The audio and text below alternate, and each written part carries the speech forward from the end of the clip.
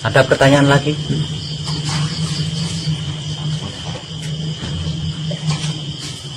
Ya.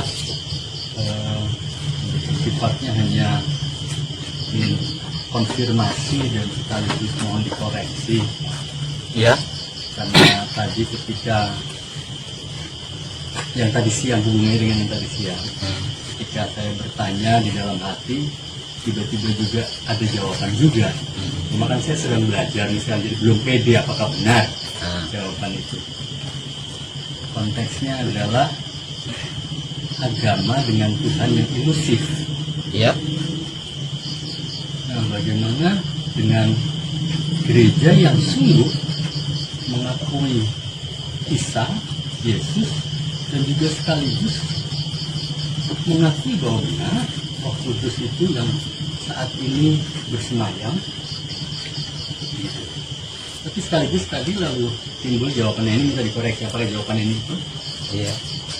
Bisa saja mengakui bahwa seperti itu, tahu Roh Kudus, tetapi tidak tahu caranya, cara mengenalnya, sampai kepada bagaimana menyebutkan, lalu menerangkan sampai betul-betul mengenal itu. Apakah jawaban itu betul? Jawabannya ada dua itu. Bisa iya, bisa tidak. Jawaban ada dua. Bisa iya seperti itu, juga bisa tidak seperti itu. Seperti yang sudah sering saya ulas, semuanya itu bergantung daripada kebersihan otak atau pikiran kita, hati atau batin kita, kelamin atau syahwat kita. Bergantung dari situ. Betapapun, artinya betapapun kita percaya, betapapun kita yakin bahwa Tuhan itu ada, kalau otak atau pikiran kita, hati atau batin kita, kelamin atau syahwat kita tidak terjaga kebersihannya, tetap tidak nyambung. Tidak nyambung. Kenapa aku tidak nyambung?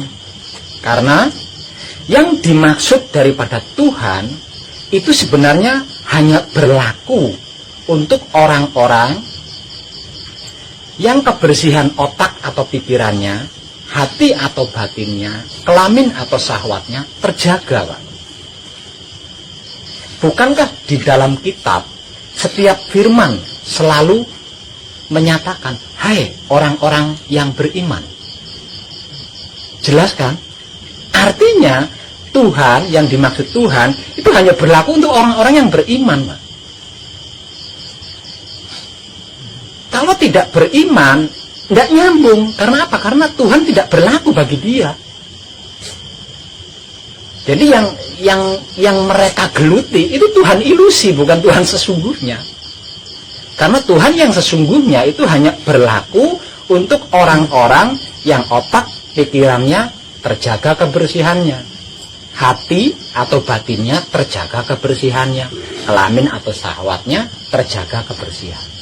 Jika tidak, Tuhan yang sesungguhnya tidak berlaku bagi dia. Makanya tidak nyambung.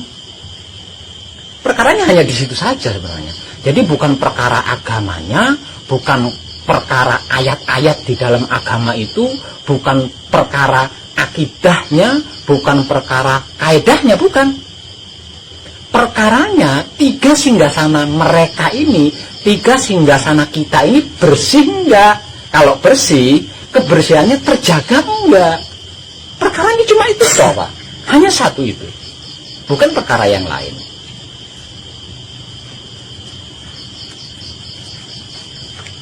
Di setiap firman itu selalu dinyatakan. Dan setiap firman itu hanya ditujukan untuk orang-orang beriman, kan? Hai orang-orang yang beriman. Kan selalu seperti itu. Artinya setiap firman itu hanya ditujukan kepada orang-orang yang beriman. Lebih dalam lagi, berarti Tuhan itu hanya berlaku untuk orang-orang yang beriman. Kalau tidak beriman, Tuhan yang sebenarnya ini tidak berlaku. Makanya apapun yang dilakukan tidak direspon sama Tuhan. Yang merespon adalah Tuhan, ilusi ciptaannya sendiri. Itu yang merespon.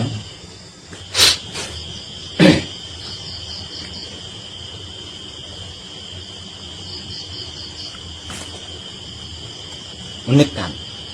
Sederhana, tapi nyaris tidak terpikirkan oleh kita.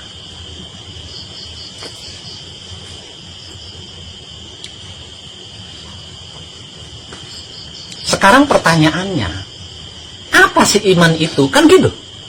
Sekarang yang jadi pertanyaan kan, lah kalau begitu, iman yang dimaksud di dalam firman